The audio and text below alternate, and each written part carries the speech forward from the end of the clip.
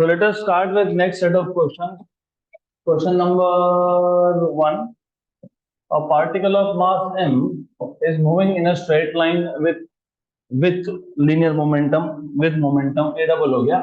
Moving in a straight line with line width. कोई line with नहीं है. It is moving in a straight line with momentum p.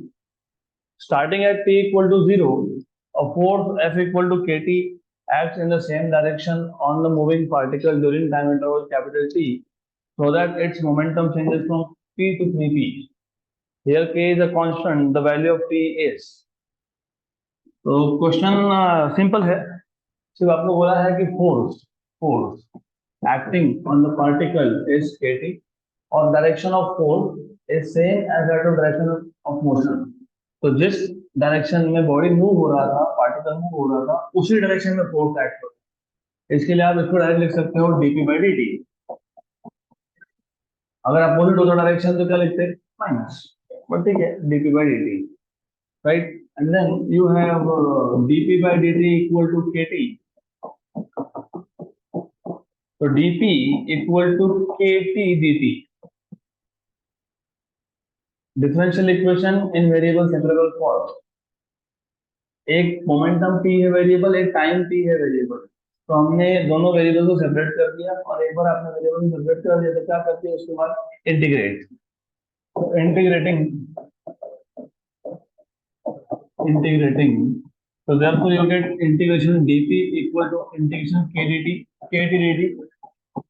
Momentum कहां से कहां तक चेंज हुआ, p से 3p तक और टाइम 0 से कैपिटल P तक. तो dp का इंटीग्रेशन तो p आता है from p to 3p. k constant है, t dt इसका इंटीग्रेशन होता है t square by 2. Upper limit minus lower limit k t square by 2 0 और कैपिटल T हो गया. तो you have 3p minus p equal to 2p और ये k बाय 2 t square minus 0 of course. तो 2p इक्वल टू k बाय 2 t square. तो t square equal to 4p बाय k. तो p equal to under root of 4p बाय k. तो अंडर रूट ऑफ 4p बाय k मतलब 2 बाहर आएगा, तो 4 का रूट इज 2p बाय k. Option number B. Next question. A bullet of mass 20 gram has initial speed of 1 meter per second. Just before it starts penetrating a mud wall of thickness 20 centimeter, if the wall offers the mean resistance of 2.5 10 to minus 2 Newton, the speed of the ball after emerging from the other side of the wall is close to. Simple question है. So there is a mud wall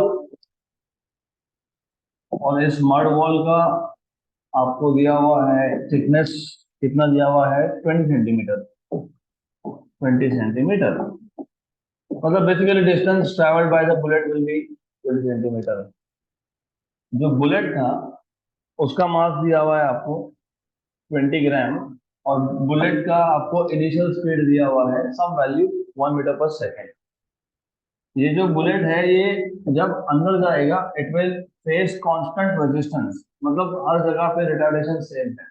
और जब बाहर आएगा तो speed बन जाएगा v. और पूछा है v कितना है, कौन सा काइनेमेटिक इक्वेशन लगाओगे, v square equal to u square plus 2as. v square equal to u square minus, क्योंकि रिटार्डेशन है तो a की वैल्यू माइनस होती है. What is acceleration, f by m हो गया. व्हाट इज u वैल्यू 1 है ना, 1. Yes. 2as a is f by m. What is force, 2.5 10 raised to minus 2. Mass of bullet is 20 gram, so 20 into 10 raised to minus 3. और ये है 20 centimetre 10 raised to minus 2. Cancel 10⁻⁴ और नीचे 10⁻³ मतलब -1। जब ये आ गया आपका 5 इंटू 10⁻⁻1 मतलब 1 में से 0.5 माइनस कर लो, बराबर, पक्का। हाँ, 0.5, 0.5 का रूट 0.7, क्योंकि 0.5 का रूट निकाल के आना चाहिए। You know how to do it? No, you know what is the root of 49? So what will be the root of 0.49?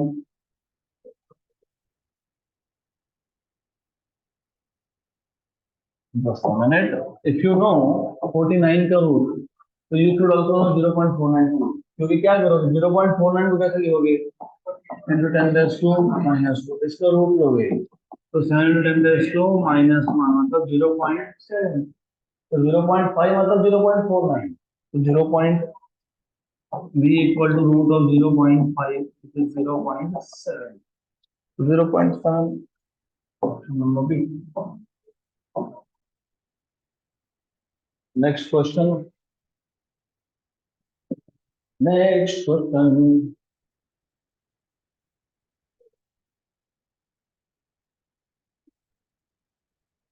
Two blocks A and B of masses 3m and m respectively are connected by a massless and inextensible string. एक block है A जिसका मास 3m है, दूसरा block है B जिसका mass m है, they are connected with a massless string. Spring की बात नहीं हो रही है, स्ट्रिंग की बात हो रही है. The whole system is suspended by a massless spring as shown in figure. तो दोनों मिला के सिस्टम बन गया. It is suspended by a massless spring. The magnitudes of acceleration of A and B immediately after the string is cut. तो तुमने string को काट दिया. When the string is cut, what will be the acceleration of A and B? Good question. तो पहले अच्छे से question को समझ लेते हैं. This is rigid support. Rigid support से हमने यहाँ पे एक स्प्रिंग ले लिया. स्प्रिंग के नीचे एक ब्लॉक लगा दिया जिसका मास था 3m. इस ब्लॉक ए के नीचे हमारे पास और एक ब्लॉक है, ब्लॉक बी, जिसका मास है m. This is block A with mass 3m. Sorry, this is block be with mass n. इन दोनों के बीच में एक स्ट्रिंग है, स्ट्रिंग, स्ट्रिंग. एंड देन पहली बात तो समझ लो कि ये सिस्टम इक्विलिब्रियम में है. अब जब मैं इसको कट करूंगा, इक्विलिब्रियम मतलब नो मोशन, मतलब initial acceleration of both the body is 0. जब आप इसको कट करोगे तो block B will start falling down under the action of gravity. तो ब्लॉक बी का एक्सेस तो जी आने वाला है, उसमें तो कोई डाउट होना ही नहीं चाहिए. तो ऑप्शन नंबर ए और बी में से एक आएगा. और ब्लॉक ए का एक्सेशन जी नहीं हो सकता, तो ऑप्शन नंबर ए है. हाँ, लेकिन मैं सॉल्व करके देता हूँ आपको. ऑप्शन ए आने वाला है, ये तो हो गया. अब सॉल्व कैसे करेंगे इसको? तो पहले तो दोनों का फ्री बॉडी डायग्राम ड्रॉ कर लो. In both cases, before the string is cut, after the string is cut.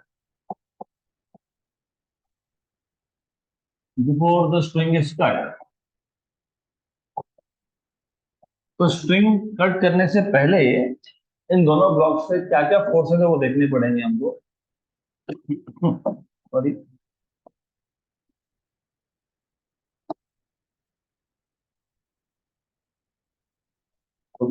Let us draw free body diagram.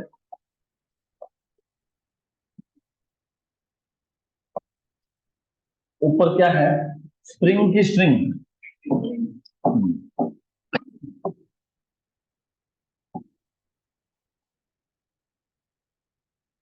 ये एक्स कहां से आया? Spring force. स्प्रिंग फोर्स यहाँ क्या जाएगा?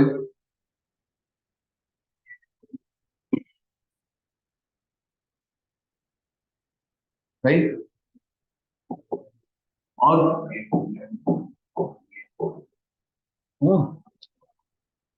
यहाँ पे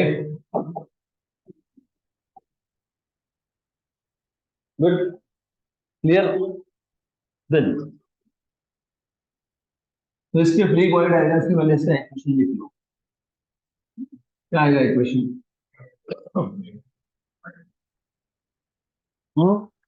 x equal to E plus 3mg, 3mg यहाँ पे ये यहाँ सब्स्टिट्यूट कर लोगे। 4mg यहाँ तक क्लियर? गुड। अब after the string is cut,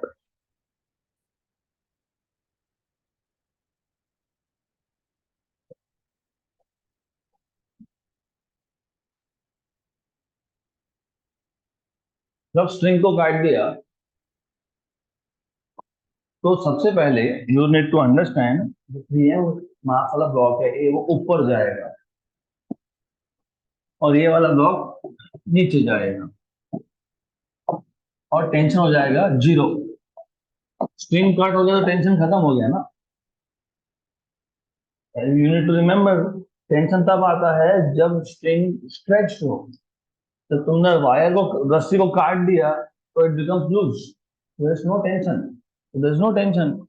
तो स्ट्रिंग काटने के बाद टेंशन 0 हो गया, ब्लॉक बी तो नीचे जा रहा है, all is moving under gravity, तो ये तो जी आने ही वाला है, इसका तो कोई प्रॉब्लम नहीं है। इस केस में ए ब्लॉक कहाँ जाएगा? ऊपर। क्यों जाएगा? Because of spring. तो नेट फोर्स कहाँ है? ऊपर। How do you find acceleration? Net force upon total mass. किसका मास? ए का। नेट फोर्स ऊपर है, kx minus 3mg upon 3m, लेकिन kx हमने फाइंड किया 4mg, 4mg minus 3mg upon 3m कितना हो गया? mg बाई 3m, तो कितना आ गया? g by 3। तो आ गया आंसर, डन।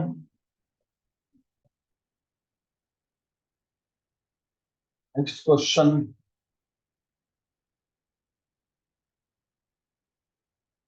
ये क्वेश्चन सॉल्व नहीं भी करते तो चल जाता directly answer, but you should always know the method of solving. तो आगे क्वेश्चन है जिसका मैं डायरेक्ट आंसर बताऊंगा, लेकिन वो सॉल्व आपको एज असाइनमेंट है, अभी आएगा, एक दो क्वेश्चन के बाद आएगा।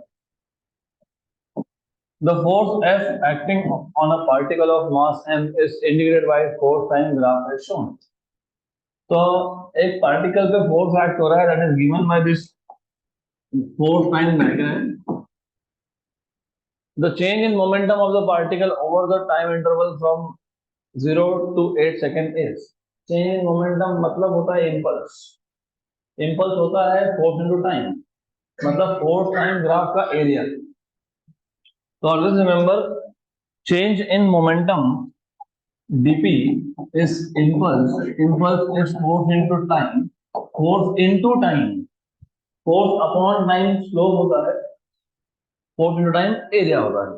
तो एरिया निकालना है, area of triangle half base into height.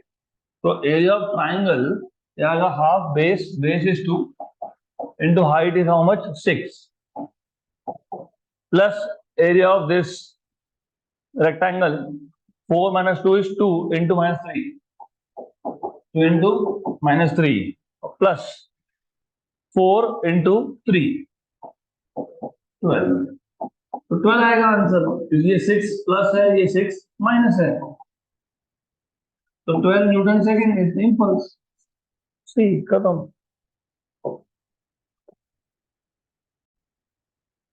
Next question.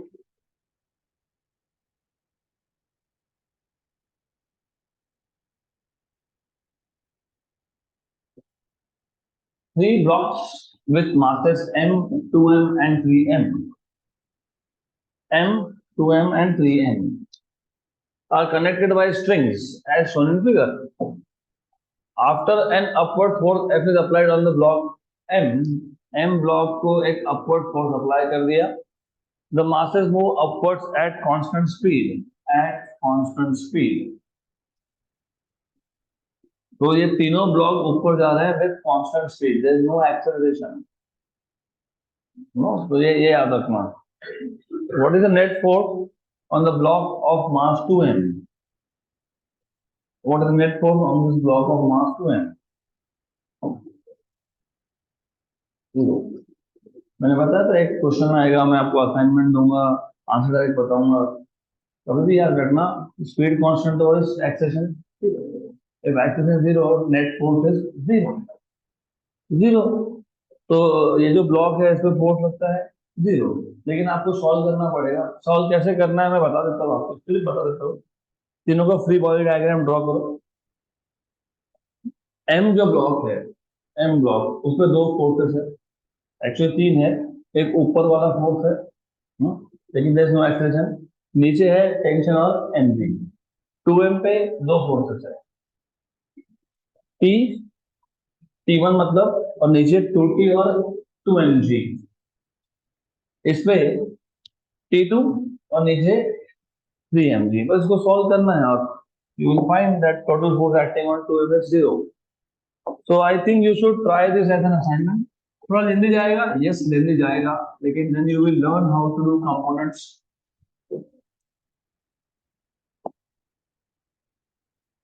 अगला question, three forces acting on a body are shown in figure to have the resultant only along y-axis. Very good. To have the resultant force only along y direction, the magnitude of the minimum additional force needed is. तीन forces है, 1 Newton, 2 Newton and 4 Newton.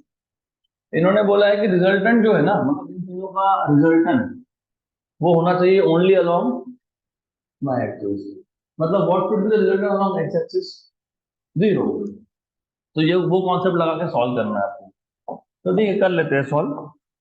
You have X Y plane, इसमें 1 2 and 4, 1 2 and 4। यहाँ पे था 4 Newton, ये है 2 Newton, this angle is 30, if this angle is 30, this is also 30, and this is 30, मतलब this is 60. Good. उसके बाद वहां पे एक 1 न्यूटन का फोर्स है, तो you have force of 1 Newton over here eight 60 degree, मतलब वापस 30 हो जाएगा वो। तो ये आ जाएगा 60 डिग्री और ये हो जाएगा 30, दिस इज 30 डिग्री, ठीक है। This is 1 Newton, 1 Newton. Okay, तो तीन फोर्सेस है ना, मैं तीनों के कलर्स अलग अलग यूज कर लेता हूँ, तो बेटर समझने में आसान पड़ेगा आपको ऐसा है। गुड। तो according to the question, what they are telling you is the resultant force is only along y axis, मतलब x डायरेक्शन में नेट फोर्स जीरो है। तो since the resultant is only along y, therefore resultant force along x, मतलब summation of all the forces, x component of all the forces is zero, ऐसा उसका मतलब है, right? Clear? उन्होंने क्या पूछा है? उन्होंने पूछा है the magnitude of minimum additional force needed is, तो कितना तुमको एडिशनल फोर्स चाहिए so that the force along x is zero. कैसे करेंगे सॉल्व?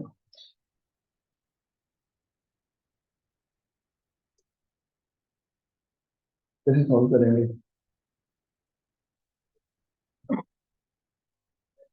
पहले तो समेशन ऑफ एफ एक्स निकाल लेंगे। तो समेशन में ये पहले लेफ्ट हैंड साइड फाइंड कर लो इसका। अब लेफ्ट हैंड साइड कैसे फाइंड करेंगे? तो इसके कंपोनेंट करें। ये 2 न्यूटन है, 2 न्यूटन के दो कंपोनेंट होंगे, एक जाएगा वर्टिकल, एक जाएगा horizontal. We don't need vertical, हमको चाहिए सिर्फ हॉरिजॉन्टल। कौन सा कंपोनेंट है? कॉस। तो 2 cos 60, 2 cos 60 मैं साथ साथ में इसको अलग डायग्राम पे भी ड्रॉ कर लेता हूँ। तो ये आ जाएगा आपके पास बेसिकली 2 cos 60। देन ये जो फोर्स था 1 न्यूटन का, इसके भी दो कंपोनेंट है, y और x।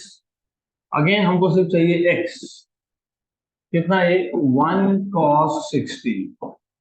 तो you have 1 cos 60 here, same direction. Good. Magnitude wise this should be smaller of course, तो ये छोटा फोर्स आएगा। ओके। उसके बाद ये जो 4 न्यूटन का फोर्स है, 4, इसके भी दो कंपोनेंट होंगे। ये होगा 4 cos 30 और ये होगा 4 sin 30 या फिर 4 cos 60। क्योंकि ये 30 है तो ये क्या है? 60 है। हाँ, तो ऐसा भी लिख सकते हो, you can say 4 cos 60, that is perfectly fine. cos 60 और sin 30 की वैल्यू सेम होती है। तो ये आ गया ऐसा 4 cos 60। what is the summation of fx? Therefore summation of fx is कितना आएगा? 1 cos 60 plus 2 cos 60 minus 4 cos 60। cos 60 is half, ये भी 2 half, 4 half, right? Half plus 1, 3/2 minus 2, 3/2 मतलब 1.5, 1.5 में से 2 माइनस करें तो -0.5। तो रिजल्टेंट कहाँ पे है? नेगेटिव साइड पे। कितना है? 0.5। और उसको 0 करना है तो कितना ऐड करना पड़ेगा? 0.5। Option number C. बोलो राइट। रिजल्टेंट नहीं आना चाहिए था। उन्होंने बोला है कि to have resultant only along Y, मतलब एक्स डायरेक्शन में रिजल्टेंट नहीं आना चाहिए था। तो हमने क्या किया? हमने पहले फाइंड कर लिया कि what is the resultant along x direction. कितना आ गया? 0.5 विद माइनस साइन। मतलब कहाँ पॉइंट कर रहा है? नेगेटिव साइड में। लेकिन 0 आना चाहिए था, तो 0 करने के लिए कितना ऐड करोगे? वही तो बोला है वो, the magnitude of minimum additional force. तो तुमको कितना ऐड करना पड़ेगा? 0.5।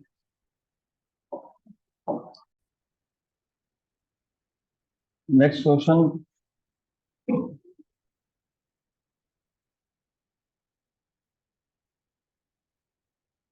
Quick quick quick.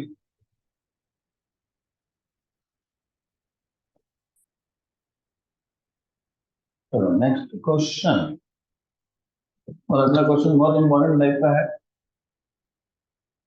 अभी आने वाले 2-3 क्वेश्चन सभी इंपॉर्टेंट है।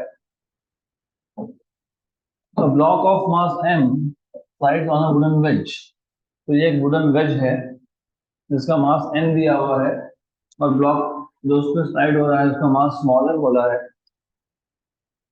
तो block of mass small m slides on a wooden edge, which in turns slides backward on the horizontal surface. तो ये small m along the incline slide हो रहा है, ये जो capital M है, wedge है, वो लेफ्ट में जा रहा है। The acceleration of the block with respect to the wedge is, acceleration of block मतलब small m का acceleration with respect to wedge पूछा है आपको। Given small m is 8 kg, capital M is 16 kg. Assume all surface shown in the figure are frictionless. Good, good question. तो ये horizontal surface है, इसके ऊपर ये एक वुडन वेज है, वुडन वेज जिसका मास दिया आपको कैपिटल M। इस वुडन वेज के ऊपर एक स्मॉल ब्लॉक है, स्मॉल ब्लॉक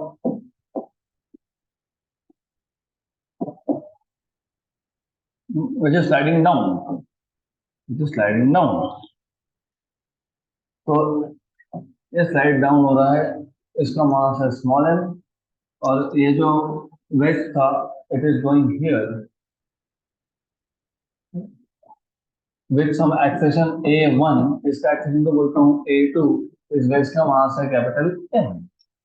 आपको A2 पूछा है, A2 क्योंकि क्या बोला है आपको, the acceleration of the block, block मतलब स्मॉल एम, उसका क्या एक्सेशन है A2, तो क्या पूछा है A2। तो अभी ऐसे क्वेश्चन को सॉल्व करने के लिए आपको फ्री बॉडी डायग्राम आपको ड्रॉ करना पड़ेगा दोनों का।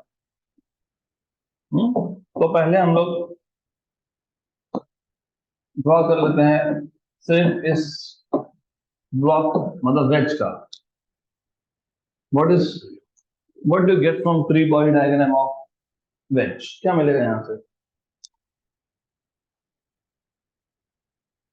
क्या मिलेगा, कौन से फोर्सेस एक्ट हो रहे हैं इसके ऊपर। हाँ, क्या, एम जी, एम जी।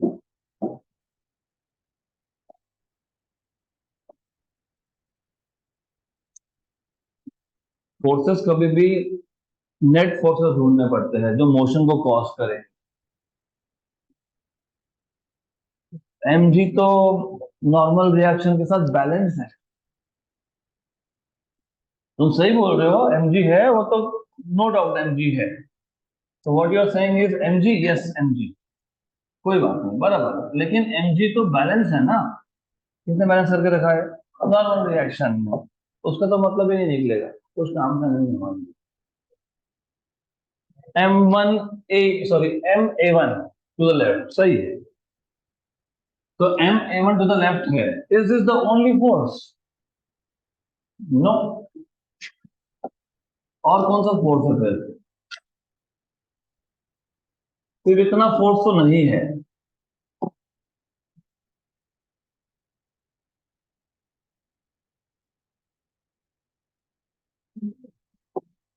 और ये एंगल 30 दिया है, 30, और कौन सा फोर्स है,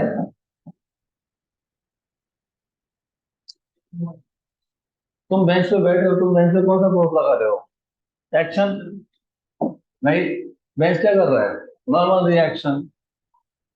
ये जो स्मॉल एम था, स्मॉल एम, स्मॉल एम, ये वेट पे क्या लगाएगा, एक्शन, और वेट क्या करेगा, नॉर्मल रिएक्शन। और आपको पता तो होगा ही, एक्शन और रिएक्शन दोनों होते हैं मैग्नीट्यूड वाइज सेम।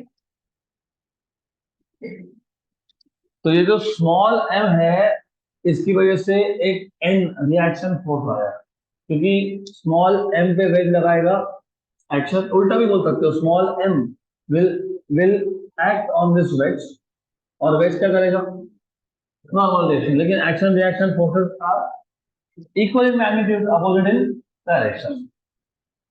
तो अगर मैं ऐसे ड्रॉ कर लेता हूँ ऐसे, तो मेरे को अभी बताओ एंगल्स कैसे निकालोगे, एंगल्स,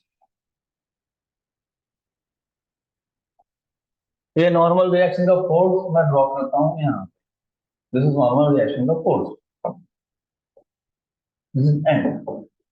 ऊपर का मैं कुछ भी नहीं दिखा रहा क्योंकि वो मुझे नहीं चाहिए, वो स्मॉल एन के केस में ड्रॉ करेंगे। तो बताओ,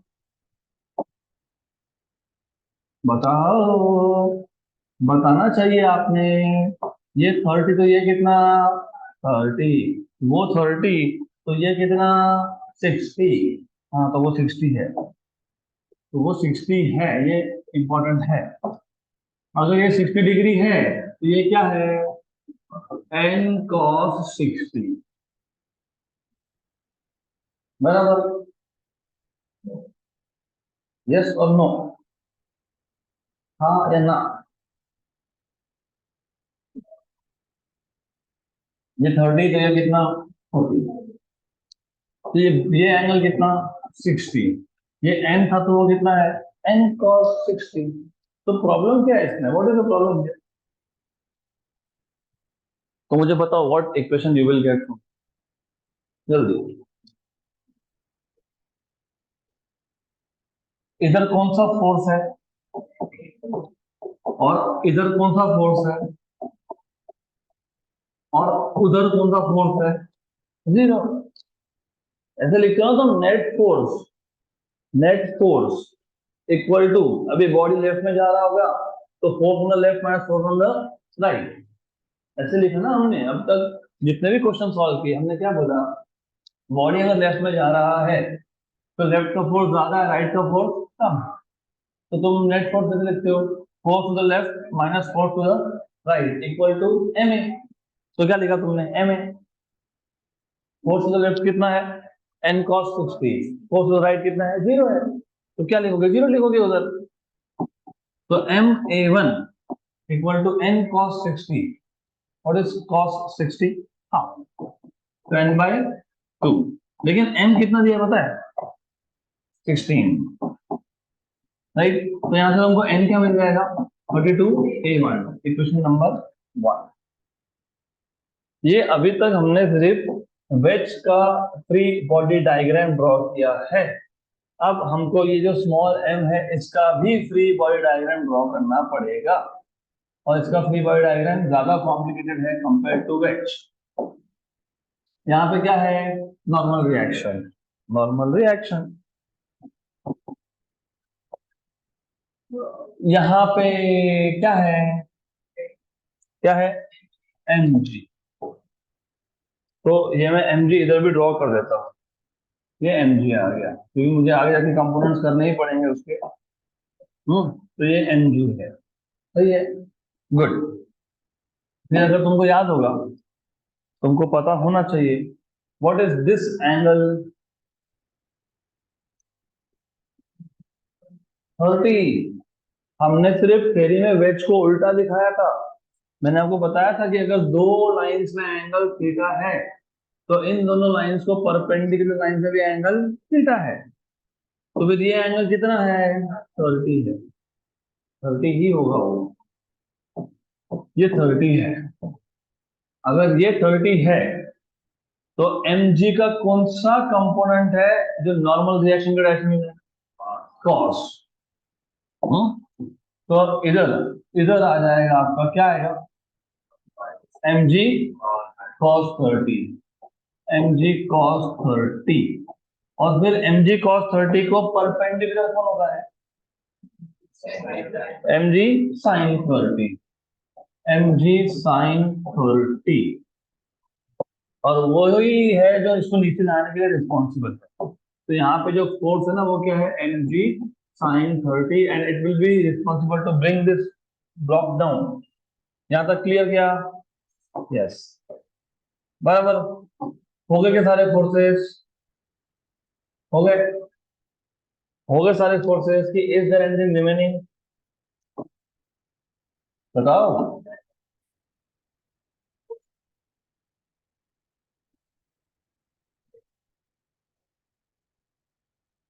वो तो बाद में करेंगे, वो तो नेट फोर्स है, वो तो नेट फोर्स ma2 आएगा ही, तो रह गया नहीं। तुम जब एक गाड़ी में बैठते हो, गाड़ी आगे चला तो तुमको धक्का कहाँ लगता है, पीछे, पीछे लगता है ना, राइट। गाड़ी ने ऐसा सर्कुलर टर्न लिया टू द लेफ्ट, तुमको धक्का कहाँ लगता है, उस फोर्स को क्या बोलते हो, थोड़ा फोर्स। अगर वेज रेस्ट पे होता, मतलब ये जो वुडन वेज है वो मूव नहीं हो रहा होता तो सूडो फोर्स नहीं आता। लेकिन वेज मूव हो रहा है लेफ्ट में, तो ब्लॉक पे क्या लगेगा, सूडो फोर्स। कहाँ पे, राइट में। तो इधर एक सूडो फोर्स भी है। ये सूडो फोर्स कितना है पता है, ma2 आएगा ना, ma2।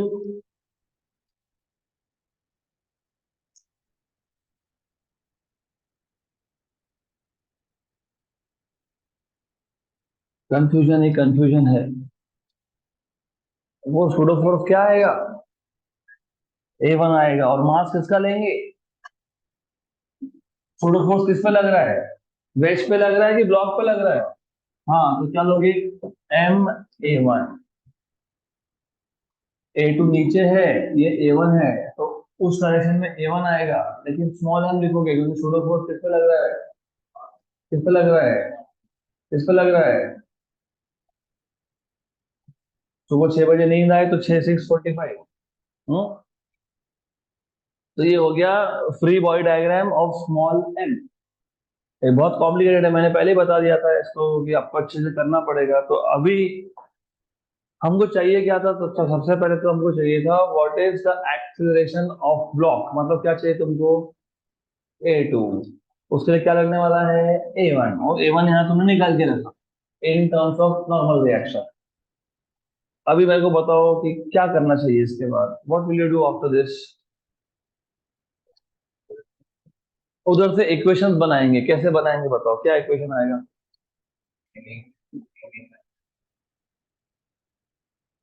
M A1 के कंपोनेंट करेंगे, वेरी गुड। M A1 के कंपोनेंट करेंगे, एक्सेलेंट। ये हो गया M A1।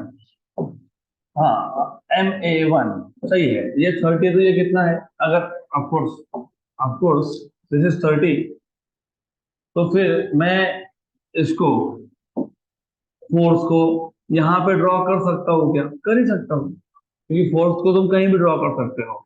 तो ये एंगल कितना है, 30, वेरी गुड। तो फिर ये एंगल कितना है, 30। तो इधर यहाँ पे M A1 cos 30, ये आ जाएगा M A1 cos 30। Excellent, good, right. हो गया ऑलमोस्ट सॉल्व, ऑलमोस्ट। अब बताओ इसके बाद क्या, ओवरऑल ब्लॉक कहाँ जा रहा है, डाउनवर्ड्स, है ना, जा रहा है डाउनवर्ड्स। तो फिर downward force minus upward force equal to net force. Downward force is mg sin 30 plus Ma1 cos 30 equal to net force. Net force is m into A2. Clear? M cancel. G sin 30 मतलब G by 2। A1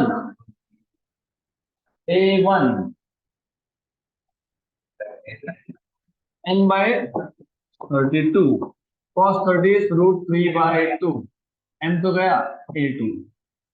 अभी normal reaction कैसे find करेंगे, जरा देखो, what is normal reaction, mg cos 30, है ना, but normal reaction is mg cos 30।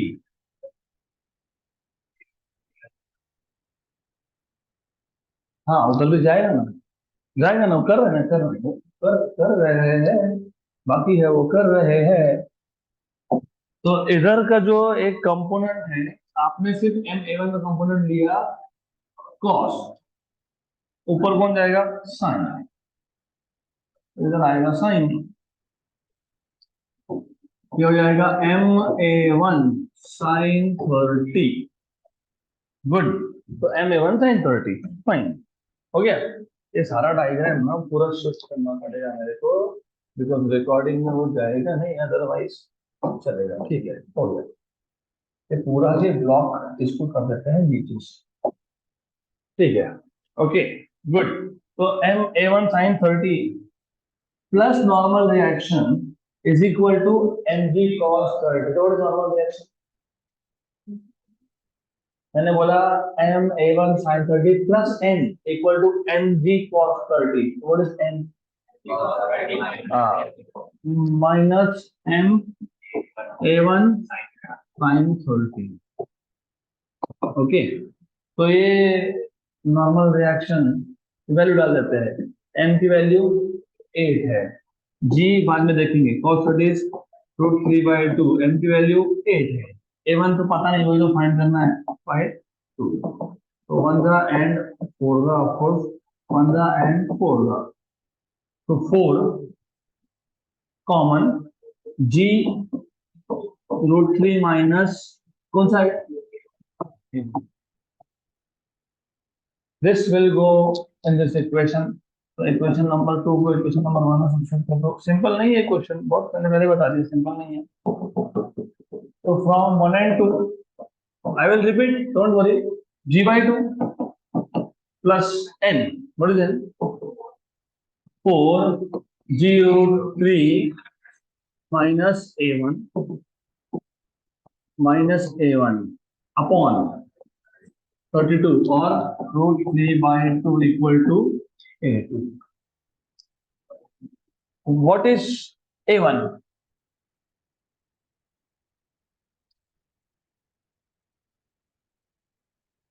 What is a1? फिर बोलोगे a1 को वापस बोलोगे n by 32, तो लूप में अटक जाओ. What is a1? वही तो सब था सारा. It's all related. What is a1? क्योंकि unless you know a1 ये क्वेश्चन तो सॉल्व नहीं होगा.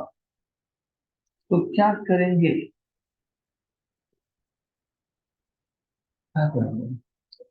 जी की वजह से तो 10 डाल देंगे, वो तो हो गया. वैसे आंसर इन टर्म्स ऑफ जी है, सब्स्टिट्यूट करना नहीं है. What will you do here? ढूंढो ढूंढो, ढूंढ के बताओ. तो देखो बेसिकली क्या होता है, तो क्वेश्चन में हमने कुछ भी गड़बड़ नहीं की. हमारी गलती सिर्फ इतनी हुई कि हम जब इक्वेशन लिखते हैं ना तो थोड़ा सा कॉम्प्लिकेटेड वे में लिखा है, तो उसको सिर्फ सिंप्लीफाई करो and then everything will become very simple. हमको a2 चाहिए था, a2 का इक्वेशन बन गया. नॉर्मल रिएक्शन n तुमने फाइंड करके रखा. कितना था नॉर्मल रिएक्शन n? 32. हाँ, इससे फायदा क्या होता है ना, 32 a1 लिखोगे तो ये 32 हो जाएगा कैंसल. Root 3 by 2 8. राइट. तो अभी a2 चाहिए तो सिर्फ a1 चाहिए. You just need a1. अब a1 यहां से मिलने वाला है. तो n is again 32 a1. This is mg cos 30. m की वैल्यू 8 है. g cos 30 root 3 by 2. Root 3 by 2. Okay. Then वो तो कर लेंगे हम लोग. ये है 8, ये है a1 और ये है. तो देन 32 a1 इक्वल टू क्या आ जाएगा? 4 रूट 3 जी. 4 रूट 3 जी बराबर, और ये आ जाएगा -4 a1. तो ये सब 4 के फैक्टर्स है. 4 कॉमन निकालो, 4 कॉमन निकालो, 1 और 8 जा. 8 a1 equal to root 3 G minus a1. तो 9 a1 equal to root 3 G. तो a1 equal to root 3 by 9 G. ये आ गया a1. अब ये a1 की वैल्यू इक्वेशन नंबर 1 में सब्स्टिट्यूट कर दो. तो फ्रॉम 1 and 2. तो गलती कुछ नहीं थी, सिर्फ लिखने का तरीका थोड़ा सा खुद को करेक्ट करना पड़ेगा. तो g by 2 plus a1. What is a1? Root 3 by 9 G. उसके बाद root 3 by 2 equal to a2. हो गया, हो गया. दोनों में से g by 2 कॉमन निकाल. g by 2 कॉमन आ गया. इधर क्या बचा? 1. Root 3 into root 3 upon 9 equal to a2. How much is this? 12 by 9. 12 by 9 ना. 12 by 9. What is 12 by 9? 4 by 3. 4 by 3 तो कितना हो गया? 2g by 3. तो आ गया a2 equal to 2g by 3. 2g by 3. Option number D. चलो अभी एक बार वापस ध्यान दो, मैं ये पूरा आपको वापस इजीली बता देता हूँ. Free body diagram. I was just checking if you remember free body diagram. अगर वो याद होता, दिस इज नथिंग. कैसे? देखो अब सबसे पहले ये हम लोग वेट्स के लिए कर लेंगे. वेट्स पे कौन से फोर्सेस एक्ट हो रहे हैं वो आपको पता होना चाहिए. एक तो क्योंकि वेट का एक्सेलरेशन है. एक्सेलरेशन होना मतलब फोर्स होना. तो यहाँ पे एक फोर्स है जो इसको लेके जाएगा. Net force is ma1 to the left. और जो दूसरा फोर्स आ रहा है वो आ रहा है ब्लॉक की वजह से. ब्लॉक रखा था ऊपर, तो ब्लॉक इस पे क्या लगा देगा? एक्शन. लेकिन एक्शन और नॉर्मल रिएक्शन होते हैं सेम. तो ये आ गया नॉर्मल रिएक्शन. और ये है 30 डिग्री. अगर ये 30 है और मैं अगर सपोज यहाँ पे एक लाइन ड्रॉ कर लूँ हॉरिजॉन्टल का, तो ये 30 है तो ये कितना है? 30 है. तो नीचे का एंगल कितना हो गया? 60. ये 60 हो गया. तो अगर ये 60 हो गया तो ये क्या आएगा, n cos 60। ब्लॉक जा रहा है लेफ्ट में, तो नेट फोर्स कहाँ पे है, लेफ्ट में। तो लेफ्ट का फोर्स माइनस राइट का फोर्स, मतलब n cos 60 minus 0 equal to m a1, इसको a1 बोला है। तो n cos 60, cos 60 हाफ, और कैपिटल M इज 16, तो यहाँ से n मिल जाएगा 32 a1। इसके बाद जो आपके पास ब्लॉक था, स्मॉल ब्लॉक, जो इस इंक्लाइन प्लेन पे रखा हुआ था, उसके कंपोनेंट्स आपको देखने पड़ेंगे। उसके कंपोनेंट्स में ये need to remember this, this is very very important. Normal reaction इधर है m, उसके बाद mg vertically downwards, mg vertically downwards. mg के दो कंपोनेंट होंगे, एक जाएगा यहाँ और एक आएगा यहाँ। तो ये तो हो गया किसी कंपोनेंट mg। ये कौन सा कंपोनेंट होता है, साइन कंपोनेंट होता है। ये होता है साइन 30, और ये कौन सा होता है, कॉस होता है। ये हमेशा ही कॉस होता है। उसके अलावा क्योंकि ये एक ऐसे ब्लॉक पे रखा गया है जो ब्लॉक खुद मूविंग है, एक्सेलरेटेड फ्रेम ऑफ रेफरेंस है, तो जब एक ऑब्जेक्ट एक एक्सेलरेटेड बॉडी के ऊपर बैठा हो, उस पर सूडो फोर्स एक्ट होता है। अगर बॉडी लेफ्ट में जा रहा है तो सूडो फोर्स राइट में है, तो ये सूडो फोर्स हो गया। ये सूडो फोर्स इस ब्लॉक पे एक्ट हो रहा है, तो MA1, राइट। तो MA1 के कंपोनेंट्स कर लोगे। MA1 के भी दो कंपोनेंट्स आएंगे, एक जाएगा यहाँ, एक आएगा यहाँ। सिर्फ अभी आपको देखना है कि कौन सा कंपोनेंट कहाँ कहाँ पॉइंट कर रहा है। MA1 एंगल, ये वाला एंगल इधर 30 था, तो ये भी 30 है, तो 30 है ना।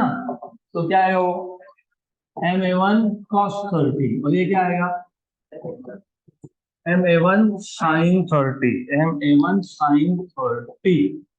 हो गए सारे फोर्सेस, यस। अभी सिर्फ करना क्या है, वे ब्लॉक नीचे जा रहा है, यहाँ जा रहा है विद एक्सीलरेशन A2, तो नेट फोर्स इधर होगा।